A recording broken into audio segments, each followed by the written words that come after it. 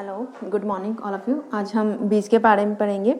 बीज की बात करें, अगर हम इसमें फीमेल रिप्रोडक्टिव सिस्टम की बात करें, जैसे कि ये फीमेल रिप्रोडक्टिव सिस्टम है, तो इसमें क्या होता है ओवरी होती है हमारी। क्या होती थी? ओवरी या अंडाशय होता था, ओवरी होती थी। और ओवरी के अंदर क्या होता था? हमारा ओव्यूल होता है या क्या होता है? बीजांड होता है। इस बीजांड से ही बीज का निर्माण होता है और जो हमारी ओवरी या अंडाशय होता है उससे क्या होता है? फल का निर्माण होता है। लेकिन ये होता कब है? ये हमेशा जब होता है आफ्टर फर्टिलाइजेशन, यानी कि निषेचन के बाद हो जाएगा। जब फ्लावर में निषेचन की प्रक्रिया कंप्लीट हो जाती है तो उसके बाद जो उसका फीमेल रिप्रोडक्टिव पार्ट होता है उसमें जो ओवरी होती है, ओवरी से आपका फल का निर्माण हो जाता है और जो आपका बीजांड होता है या ओव्यूल होता है उससे आपका बीज का निर्माण होता है। तो इस तरह से आपके बीज के बारे में जानेंगे कि बीज क्या है, बीज का निर्माण कहाँ से होता है। आपका हमेशा अंडाशय से होता है और कैसे, कहाँ, कब होता है? निषेचन के बाद होता है, यानी कि ये पोस्ट फर्टिलाइजेशन के बाद होता है। अगर हम बीज को देखें, बीज की स्ट्रक्चर के बारे में बात करें, आप देखोगे माना कि ये क्या है? बीज की संरचना है। तो बीज के सबसे बाहर जो क्या होता है? बीज आवरण होता है। बीज के सबसे बाहर, आप किसी भी बीज को उठा के देखो तो उसकी जो सबसे बाहर की कोटिंग होती है उसे क्या कहते हैं? बीज आवरण होता है। बीज आवरण के अंदर अगर हम बीज आवरण को हटा दें तो उसके अंदर हमें क्या मिलता है? एक भ्रूण मिलता है। अगर हम बीज आवरण को हटा दें, इस तरह से देखें तो हमें क्या मिलता है? एक इस तरह की संरचना मिलती है जिसके बाहर क्या होता है? बीज आवरण को हटाने के बाद हमें उसमें क्या मिलेंगे? बीज पत्र मिलते हैं। और बीज पत्र के अंदर जो ये वाली संरचना है इसे हम कहते हैं भ्रूण या भ्रूणियक। बीज पत्र के अंदर या बीज आवरण के अंदर हमें क्या मिलता है? भ्रूण मिलता है। भ्रूण का जो नीचे वाला हिस्सा होता है ये डेवलप होकर के आपका मूलांकर बनाता है, जबकि जो ऊपर वाला हिस्सा है ये क्या बनाता है? प्रांकुर बनाता है। प्रांकुर हमारा क्या है? भविष्य का तना है, यानी प्रांकुर से हमारे तने का निर्माण होता है और जो मूलांकुर है, मूलांकुर से हमारे जड़ का निर्माण होता है। इस तरह से आप बीज के बारे में पढ़ोगे। इसके अलावा जो बीज की बात करें तो बीज जो होते हैं, बीज के प्रकार की बात करें तो बीज क्या होते हैं? दो प्रकार के होते हैं। किसके आधार पे? उनके बीज पत्र के आधार पे। बीज पत्र के आधार, बीज पत्र के आधार पे बीज दो प्रकार के होते हैं जिन्हें हम कहते हैं, एक को हम जिसमें एक बीज पत्र होता है, एक जिनमें एक ही बीज पत्र होता है उन्हें हम कहते हैं एक बीजपत्री। एक बीजपत्री, जिनमें केवल एक बीज पत्र होगा उन्हें हम कहेंगे एक बीजपत्री। जैसे यहाँ पे आप देख रहे हैं इसमें क्या एक और दो बीज पत्र हैं, जैसे हम कहेंगे द्विबीजपत्री। और जिनमें सिर्फ सिंपल इस तरह की कुछ रचना होती है, एक ही बीज पत्र होता है, उन्हें हम कहते हैं एक बीजपत्री। आप इस तरह से देख सकते हो, जैसे कि गेहूं का दाना अगर उठा लो तो आप उस कभी भी दो इक्वल डिवाइड में या उसके अंदर ही ऐसा सांचा नहीं होगा कि दो बराबर भागों में बंट जाए। वहीं आप दाल को ले लो, जैसे कि चना या आप राजमा ले लो या बादाम ले लो, तो उसमें अपने आप उसमें ऐसा संरचना बनी होती है कि दो इक्वल पार्ट में डिवाइड हो जाते हैं। तो वो क्या है? उसके जो दो इक्वल पार्ट में हम उसे तोड़ देते हैं वही उसके बीज पत्र हैं। तो बीज को दो भागों में बांटा गया है उसके बीज पत्र के आधार पे, एक बीजपत्री और द्विबीजपत्री, यानी कि जिसमें क्या है? दो बीज पत्र पाए जाएंगे उन्हें हम क्या कहेंगे? द्विबीजपत्री। द्विबीजपत्री। अब द्विबीजपत्री कौन है? द्विबीजपत्री में आपका जैसे कि चना हो गया, आपका मटर हो गया, और इसमें दालों को लगा लो, जितनी दालें हैं लगभग सभी दालें क्या होंगी? आपकी द्विबीजपत्री होंगे। एक बीजपत्री की बात करें तो इसमें आपका, इसके उदाहरण आप ले सकते हो कि जैसे कि गेहूं हो गया आपका, और गेहूं हो गया, मक्का हो गया, और आपकी जितने घास फैमिली के जो मेंबर हैं वो सब जो हैं वो सब क्या हैं? आपके एक बीज पत्री है। तो ये बीज के बारे में मोटा मोटा नॉलेज है कि बीज क्या होता है। बीज के सबसे बाहर का आवरण हमें बीज आवरण कहते हैं, उसके अंदर हमें क्या मिलेंगे? बीज पत्र मिलेंगे और प्रांकुर पढ़ेंगे। इसकी हम डिटेल संरचना पढ़ेंगे, हम जब पढ़ेंगे हम अलग अलग पढ़ेंगे एक बीज पत्री की संरचना कैसी है और द्विबीजपत्री की संरचना कैसी है। द्विबीजपत्री जो आपका बीज है उसकी संरचना के बारे में, बीज की संरचना कि द्विबीजपत्री बीज कैसा होता है। जैसे कि मैंने अभी आपको बीज के बारे में बताया कि अगर इसको आप बीज मान लो, ये आपका बीज है, तो इस बीज के जो सबसे बाहर होता है वो क्या होता है? बीजावरण होता है। अभी बताया।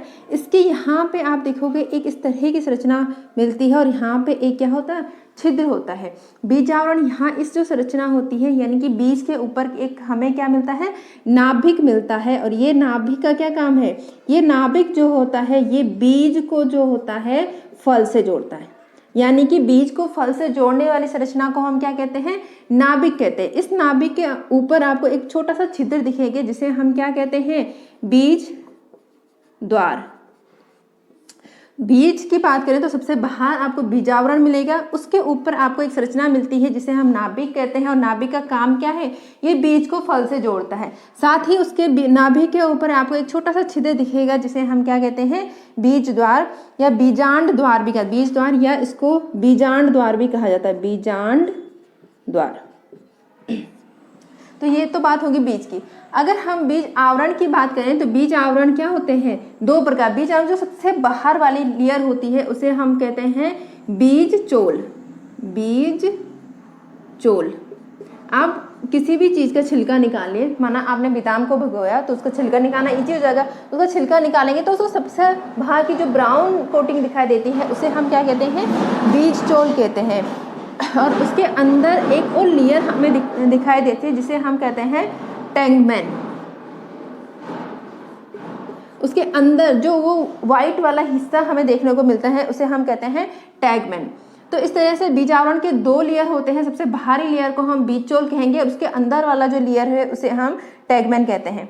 अब जब हम बीज आवरण को हटाएंगे तो बीज आवरण के बाद उसके अंदर हमें क्या दिखते हैं, बीज पत्र दिखते हैं। और बीज पत्र के अंदर हमें क्या दिखता है, भ्रूण दिखता है, जो कि हम अभी अभी जान चुके हैं।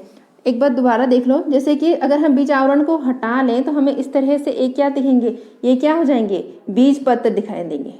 और इस बीज पत्र का काम क्या है, भोजन का संग्रह करना। हम अधिकांश जो प्लांट होते हैं हम उनके बीज पत्र को ही खाते हैं, क्योंकि अधिकांश प्लांट में जो अपने भोजन का संग्रह करते हैं वो बीज पत्र में। इसके अलावा कुछ और प्लांट होते हैं जो अदर्स एरिया में अपने भोजन को स्टोर करते हैं, लेकिन जो जैसे कि सीड्स होते हैं, सीड्स में अधिकांश हमें ऐसे ही देखने को मिलते हैं जिसमें वो बीज पत्र में अपना भोजन को स्टोर करते हैं। हम उसी एरिया को अपने भोजन के रूप में लेते हैं। इसके बीच में आपको एक क्या दिखेगा, मूलांकुर, एक आपको भ्रूण कक्ष दिखेगा, भ्रूण कोष दिखेगा, भ्रूण कक्ष, भ्रूण कुछ भी कह लो, ठीक है। इसका जो ऊपर वाला हिस्सा है इसे हमें प्रांकुर कहते हैं। अभी जिससे क्या होगा, तने का निर्माण होगा। नीचे वाला जो हिस्सा है इसे मूलांकुर कहते हैं। मूलांकुर से क्या होता है, आपके मूल का निर्माण होता है। अगर हम भ्रूण पोष के बारे में बात करें, इसके अलावा आप बीज पत्र हो गए। बीज पत्र में यहाँ पे क्या पता है, इसमें एक और एरिया पाया जाता है जिसे हम कहते हैं भ्रूण पोष। हम इसे कहते हैं भ्रूण पोष। ये भ्रूण पोष है क्या, भ्रूण पोष जो है एक प्रकार का ऊतक है जिसका काम क्या है, भोजन का संग्रह करना, संग्रहण करना। अभी मैंने बोला कि बीज पत्र में क्या था, भोजन का संग्रह होता है, यानी कि आपको भ्रूण पोष का है। भ्रूण पोष जो है बीज पत्र में पाया जाता है और एक प्रकार का टिश्यू है जो आपका भोजन का संग्रह करने का काम होता है। ये जो होता है ये हमेशा आपका एंजियोस्पर्म प्लांट में, ऐसे पौधों में पाया जाता है जिसमें सीड लगते हैं या फ्लावर लगते हैं। और कैसा होता है, ट्रिप्लॉइड होता है, त्रिगुणित होता है, ठीक है। भ्रूण पोष की बात करें तो क्या है, ऊतक है, भोजन का संग्रह करते हैं। और उसके टाइप्स की बात करें तो भ्रूण पोष आपको दो प्रकार को देखने को मिलेंगे।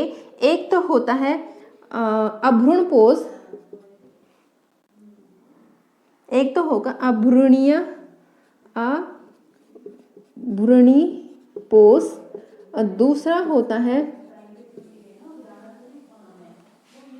भ्रूणी पोष। भ्रूण पोष के टाइप की बात करें तो ये दो प्रकार के हो सकते हैं, एक तो अभ्रूणी पोष, दूसरा भ्रूणीय पोष। अभ्रूणी आ मतलब जहाँ लग जाता है उसका मतलब क्या होता है, वैसे नहीं।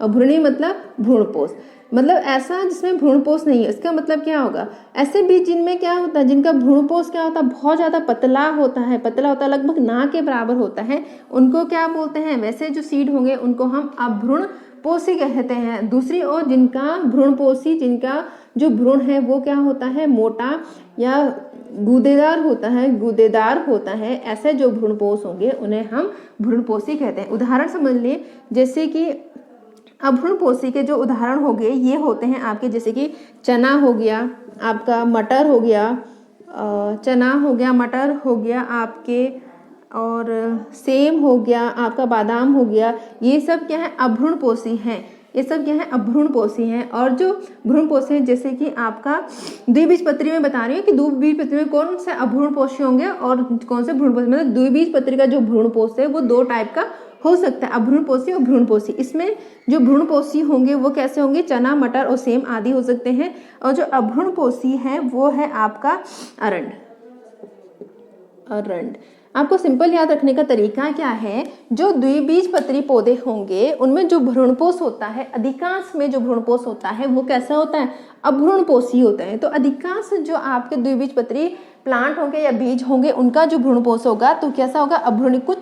कुछ एक जो होते हैं उसके अपवाद में आते हैं जो भ्रूणपोषी के अंदर होते हैं। और इसका एक उदाहरण जो है ये है अरंड। यानी कि आपको अरंड याद रख लीजिए। अरंड के अलावा जो आपको कोई उदाहरण दिमाग में आता है द्विभ्रूणपोषी के, तो उसको आप किस में रखेंगे, अभ्रूणपोषी में रखेंगे। और इस टाइप के क्वेश्चन आपको अक्सर पूछे जाते हैं, जैसे कि आपको नीचे दे दिए जाएंगे कि इनमें से कौन सा अभ्रूणपोषी है कौन सा नहीं है, तो ज़्यादा अपवाद में से क्वेश्चन पूछे जाते हैं, तो इसको ध्यान रखिए। द्विबीजपत्री जो बीज है वो कैसा होता है, द्विबीजपत्री में मतलब उसमें दो बीजपत्र होंगे। बीजपत्र का काम क्या है, भोजन का संग्रह करना होता है। यहाँ पे क्या होता है, भ्रूणपोष पाया जाता है। भ्रूणपोष क्या है, एक प्रकार का उत्तक है जो भोजन का संग्रह करता है। दो प्रकार के हो सकते, ट्रिप्लॉइड होता है अपने आप में इसका नेचर, और दो प्रकार के हो सकते हैं, अभ्रूणपोषी और भ्रूणपोषी। अभ्रूणपोष में आ मतलब नहीं, मतलब भ्रूणपोष जिसमें भ्रूणपोष नहीं होगा, यानी कि भ्रूणपोष कैसा है, बहुत पतला, चना, मटर, सेम का बादाम, इसके क्या हो सकते हैं, उदाहरण हो सकते हैं। उसके अलावा भ्रूणपोषी जिसमें भ्रूणपोष क्या होता है, गुदेदार होगा, मोटा होगा, मांसल होगा, वो क्या होगा, भ्रूणपोषी हो गया। और अरंड क्या हो गया, इसका उदाहरण हो गया। अब हम बात करेंगे एक बीजपत्री भ्रूणपोष की। ये द्विबीजपत्री के बारे में हो गया। अब हम बात करेंगे एक बीजपत्री भ्रूणपोष कैसा है।